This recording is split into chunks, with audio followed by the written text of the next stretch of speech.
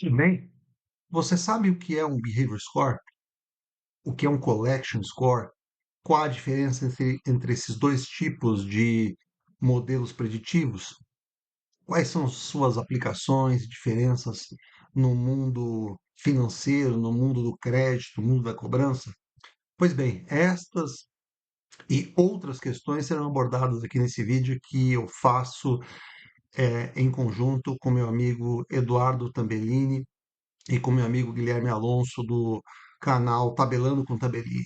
Então, vamos direto ao assunto e depois no final também tem um bônus aí que eu mostro através de um notebook Python o processo de criação de um behavior score. De maneira simplificada, mas já dá uma boa ideia de como esse processo pode funcionar, tá bom?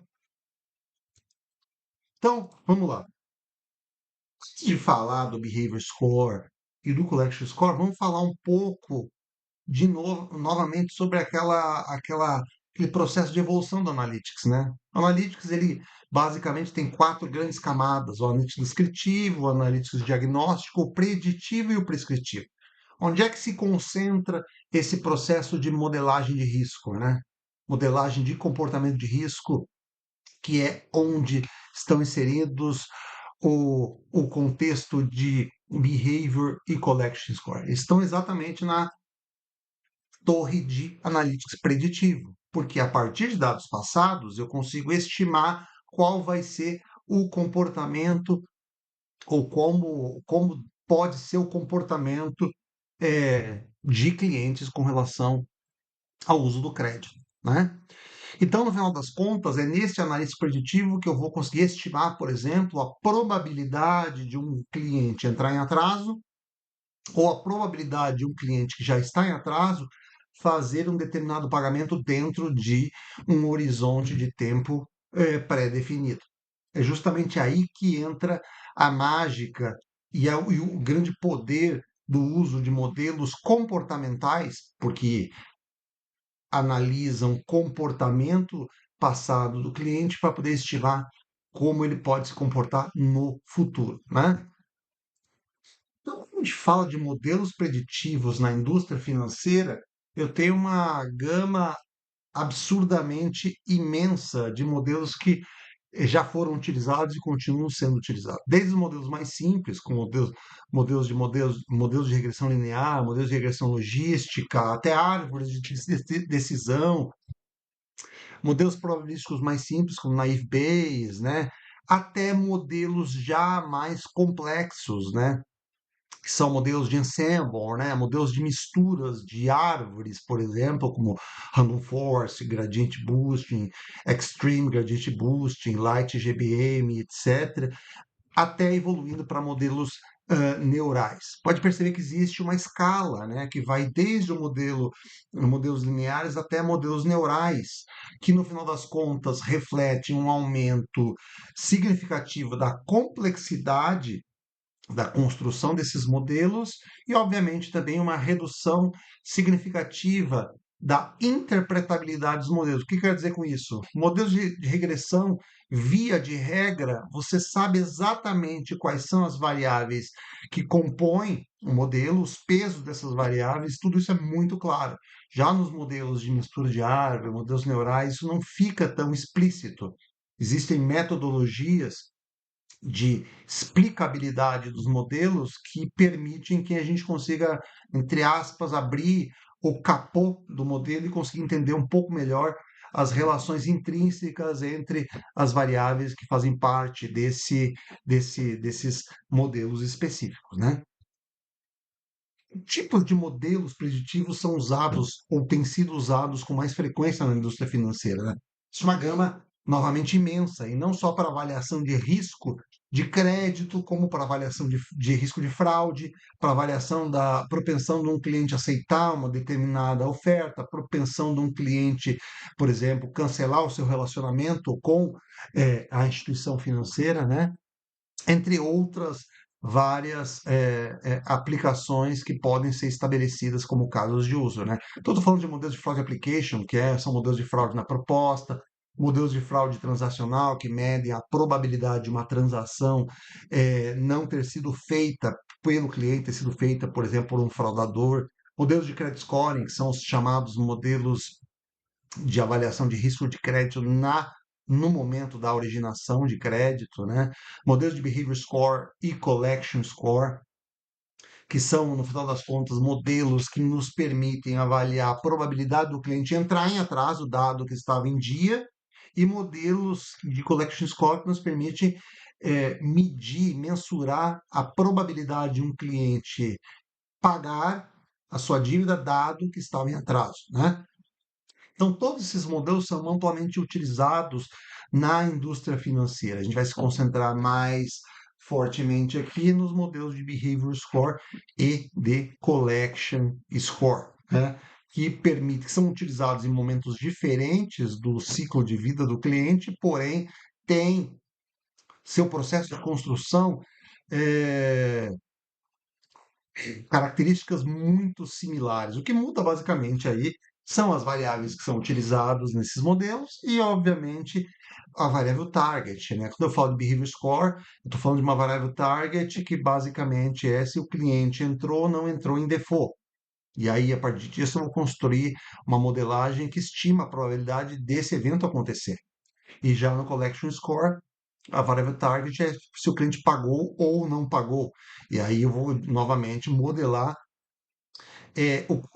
o comportamento de pagamento desse cliente, de tal forma que eu consiga calcular essa probabilidade. Então, o Behavior Score, ele nos ajuda para avaliar o risco futuro de clientes que estão ativos na base, que estão em dia, estimar a probabilidade desses clientes entrarem em atraso. E aí o atraso pode ser definido a partir de um critério específico, por exemplo, clientes entrarem em default ou passarem, por exemplo, de 60 dias de atraso num horizonte futuro de, por exemplo, 12 meses. Então, é muito utilizado esse tipo de modelo para eu conseguir, por exemplo, estabelecer políticas de aumento de limite de cartão de crédito, por exemplo. Eu não vou dar aumento de limite se o cara tiver um behavior score com risco muito alto, ou seja, a chance de eu oferecer um aumento de limite, esse cliente usar esse limite de forma indevida ou usar esse limite e não efetuar no final das contas o pagamento das faturas é mais alto. Então, modelos de behavior scores acabam tendo uma utilização muito grande do ponto de vista da gestão do limite de crédito, ajuste de taxa de juros, como sinais antecipados de que o risco pode existir naquele perfil de cliente, isso ser usado como ferramenta de monitoramento, né?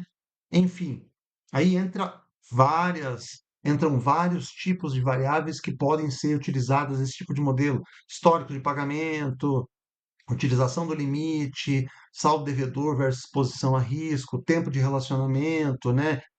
Tendências da utilização do limite ao longo do tempo, mudanças de comportamento no uso do produto, etc. Esse é o behavior score, né?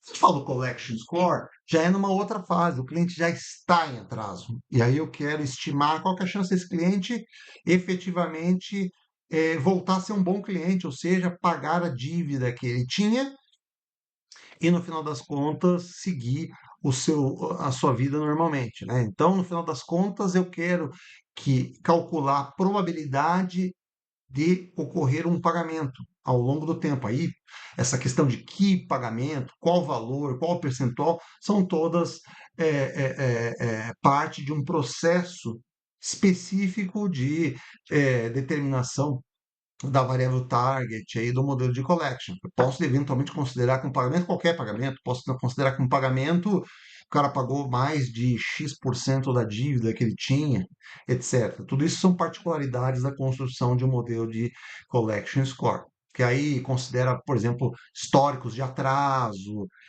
históricos de entrada em cobrança, recências de pagamento, canais de contato, faixas de atraso, tipos de produto, etc, etc, né?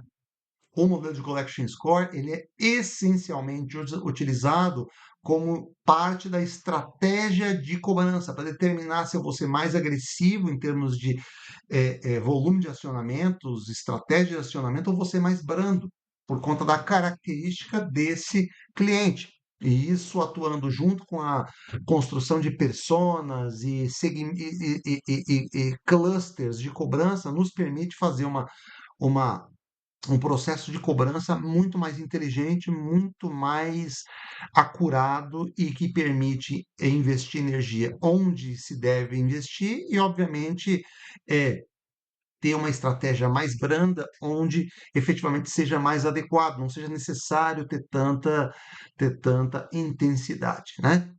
Então, o Collection Score pode ser utilizado como uma parte bastante significativa aí da estratégia de cobrança, né? Falo de modelos preditivos em risco de crédito, e aí, mais especificamente, modelos de Behavior Score e modelos de Collection Score, todos eles passam por um conjunto mais ou menos padrão de etapas, né? Antes de pensar em montar um modelo preditivo, precisa entender que tipo de pergunta de negócio eu vou responder. Qual é o problema de negócio? Qual é o objetivo que eu tenho com esse modelo? Qual o público-alvo? Qual o horizonte de previsão? Qual o critério de sucesso do modelo, né?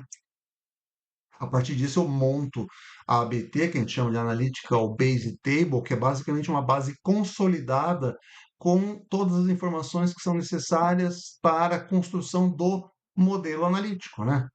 Aí inclui janela de observação, janela de performance, etc, etc.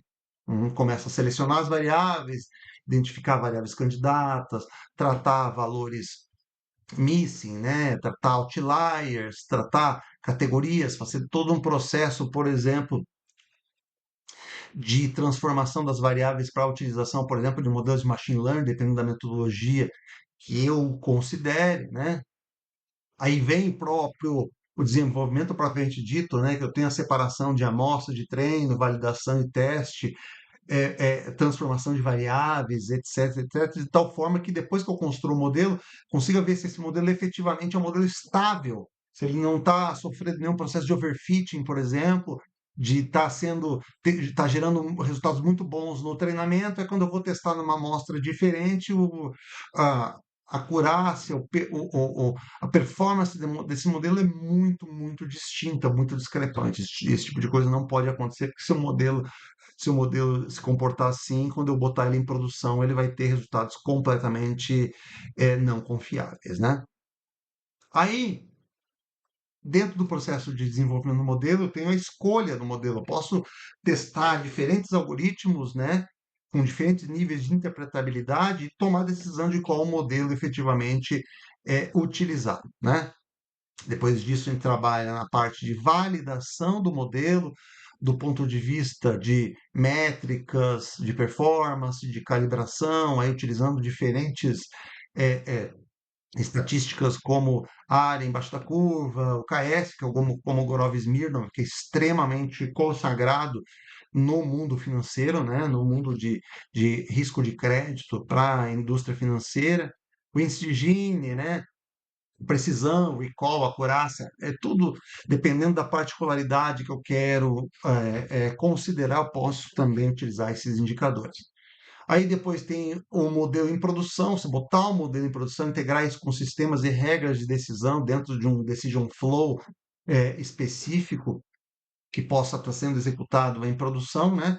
De forma que se defina também versionamento e segurança. E uma parte-chave que é o monitoramento em produção, porque não adianta simplesmente eu ter um modelo em produção sem ter a garantia que esse modelo efetivamente está funcionando, está se comportando de acordo com o esperado, né? Então, esse monitoramento em produção, que é um processo depois que o modelo já está rodando em produção, faz todo sentido para eu conseguir acompanhar a performance, ocorrência de drifts, ou seja, variações muito bruscas de comportamento do modelo, né? que fazem com que ele perca a estabilidade, né? E aí seja necessária uma recalibração, etc, etc. Às vezes uma variável que faz parte do modelo mudou muito de comportamento e o modelo efetivamente perde muito da capacidade de performance, né? Então, essa parte do monitoramento em produção faz parte do que a gente chama de MLOps, né? Machine Learning Operations, né?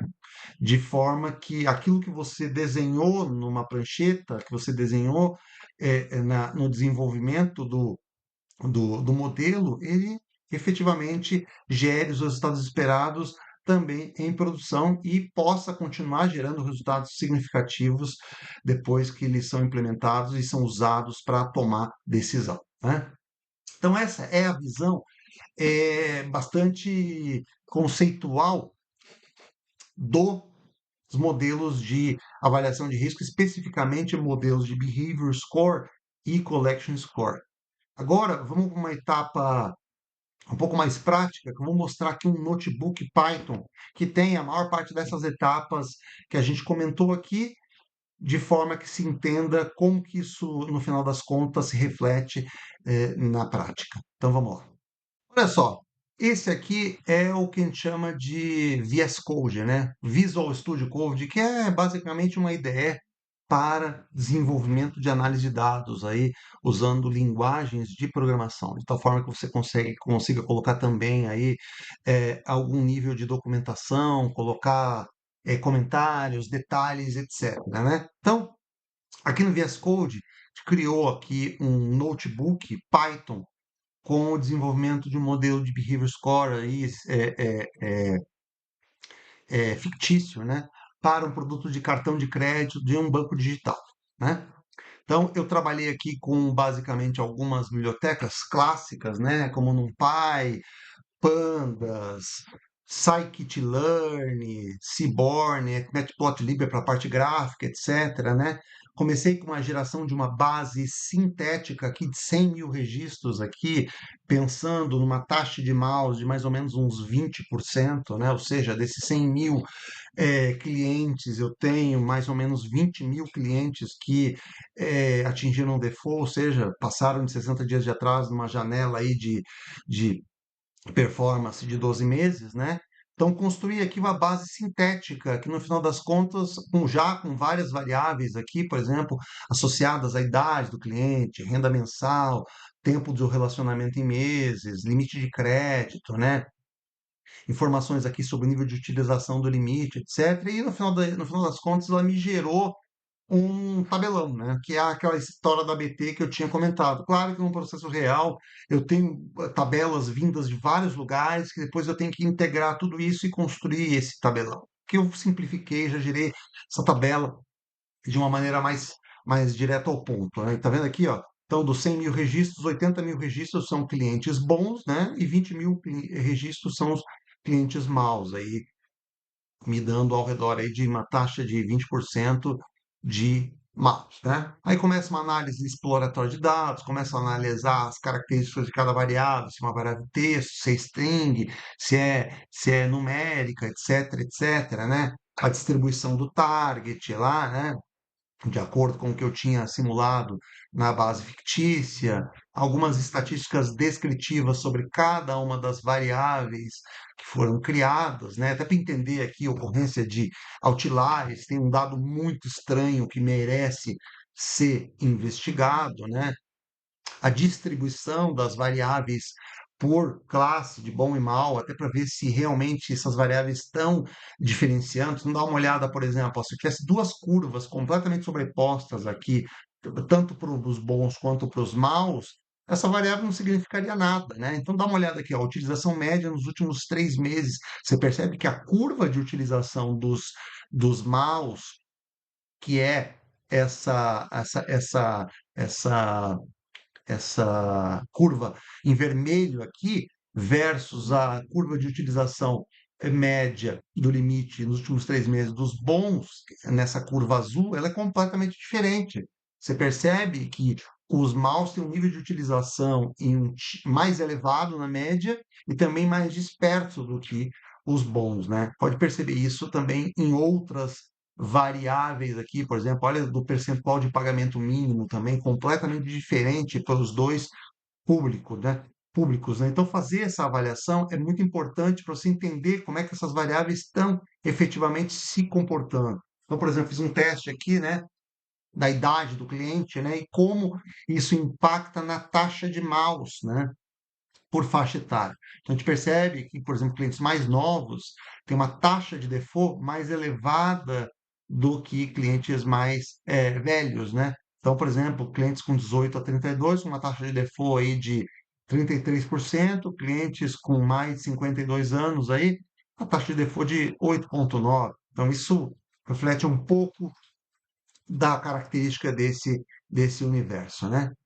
Então, outras variáveis com baixo poder descritivo aqui. Claro que tudo isso foi simulado só para poder gerar uma visão inicial, não necessariamente isso reflete 100% da realidade de campo, tá? Mas importante entender esses comportamentos. Aqui uma matriz de correlação, até para a gente avaliar possíveis ocorrências de multicoliniaridade, né? É, variáveis redundantes, etc, etc, né? Aí aqui tem análise de variáveis, por exemplo, usando tanto peso de evidência como information value, que é importante para a gente medir o poder preditivo individual de cada variável, né? E usando aqui uma escala aqui, o CIDIC, aí, que é um papa aí dos modelos de scorecard, ele criou alguns anos atrás, né? Essa faixa de information value aqui, ela mostra que quanto maior o information value, ele é uma medida dimensional, né? Quanto mais alto, mais preditivo é a variável, né? Então, variáveis, por exemplo, com information value menor que 0,02 são variáveis que não têm poder preditivo nenhum, enquanto que variáveis com information value acima de 0,50 podem ser tão boas que chegam a ser suspeitas, né? E aí vale avaliar um possível vazamento de dados aí, no sentido de que o resultado preditivo do modelo pode estar sendo artificialmente inflado, né? Então, isso é importante sempre avaliar, por isso que o contexto de negócio e o entendimento claro das variáveis ajuda muito a estabelecer esse diagnóstico, né? Então, aqui tem um pouco do information value de cada uma das variáveis. Então, percebe que variáveis associadas à utilização do limite, percentual de pagamento mínimo, né, razão entre o pagamento e o valor da fatura, são variáveis muito fortes, né?